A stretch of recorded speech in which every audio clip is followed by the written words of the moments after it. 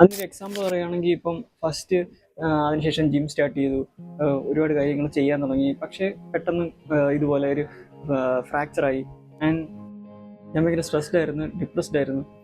പക്ഷേ ഇനി ഇങ്ങനൊരു വിഷൻ ഉള്ളതുകൊണ്ട്, ഒരു 70 ഡേയ്സ് 2 ഇയേഴ്സ് കൊണ്ട് ഇതൊക്കെയാണ് എനിക്ക് അച്ചീവ് ചെയ്യേണ്ടത് എന്നുള്ളൊരു ഗോൾ ഉള്ളതുകൊണ്ട് ഞാൻ പെട്ടെന്ന് അതിന് എനിക്ക് റിക്കവർ ചെയ്യാൻ പറ്റി.